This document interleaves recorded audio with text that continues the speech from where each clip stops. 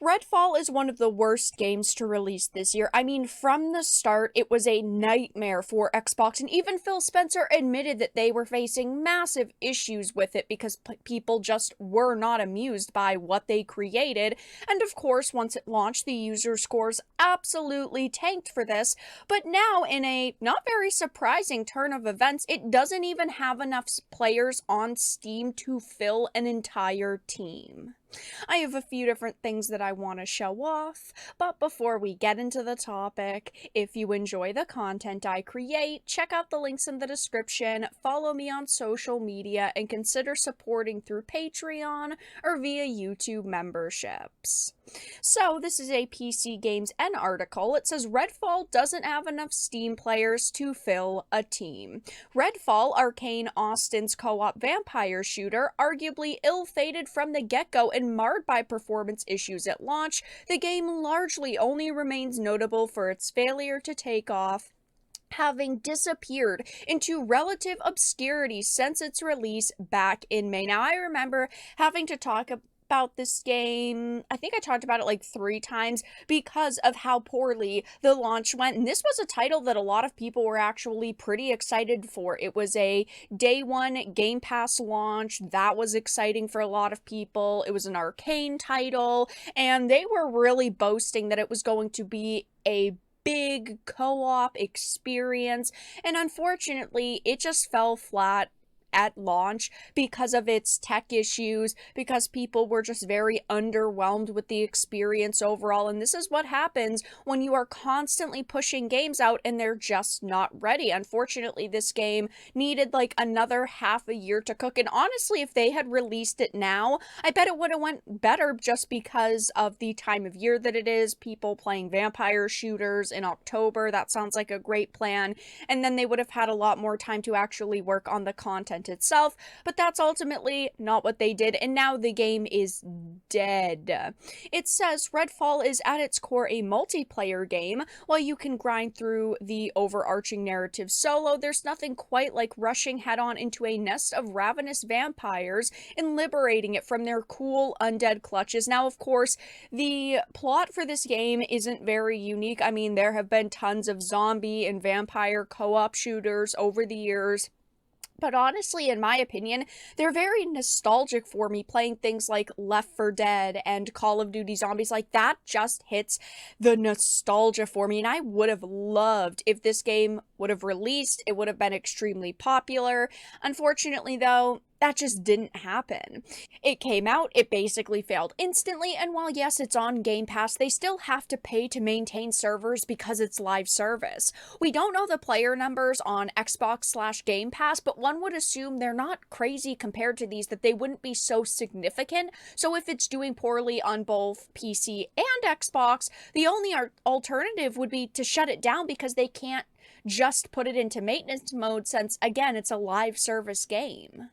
The game's rather ugly performance issues and lackluster deviations from what developer Arcane does so well meant that it failed to become the next live service hit, banishing it from the annals of history and slamming that particular chapter of Arcane Austin's generally stellar portfolio shut. And this is the problem right here: live service. Okay, live service games are damn. There have been so few to stand the test of time, it's crazy. I mean, they are constantly failing, okay? They just do not go over well with audiences.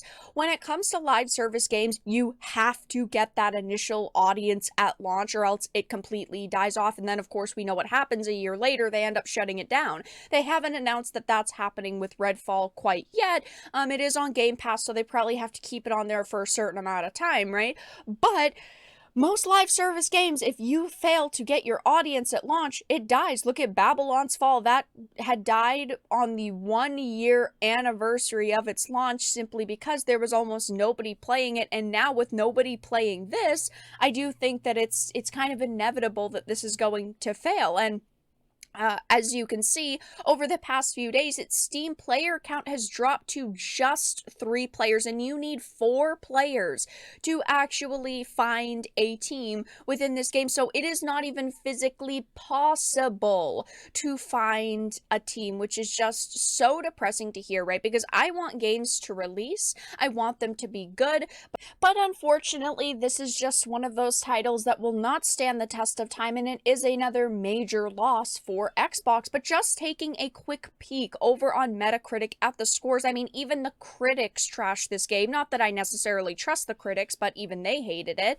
A 56 Xbox and a 53 PC, and the user scores are not any better. With over 1,000 user ratings, it is sitting at a measly 3.4. The breakdown is 253 or 23% positive, 129 or 12% mixed, and 701 or 65% negative. So even after all of this time, all of these months have passed, they still have not been able to get this game in a state that has brought players back. I mean, there are some positive reviews here, don't get me wrong. There are some people saying that, you know, it deserved more. It's got some really fun multiplayer. It was an Injustice game, but you still can see the majority of the recent reviews are still negative.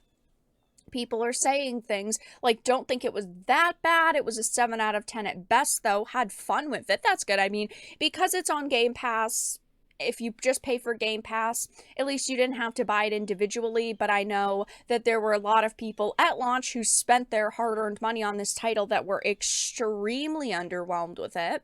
There are people saying things like, worst game of the year, get your money back ASAP. In my opinion, this is not the worst game of the year. That will definitely have to be taken by Gollum. I mean, this is a very solid runner-up, but yeah, Gollum was just bad all around. Amazing IP that they completely dropped the ball with. They ruined even the most simple gameplay mechanics. They didn't make it look good. I mean, there was nothing solid when it came to that title. But even with this, I mean, it is a shame that Arcane was not able to capture their magic with this title, because you would think that there would still be something redeemable about this, right? Even maybe because they were out of their comfort zone, the gameplay wasn't the best or something, at least the story would be really good, the characters would be really compelling, but they just dropped the ball in every way, shape, or form with this title. And what makes it more sad is the response that consumers got to this game. I mean, we were heavily criticizing it.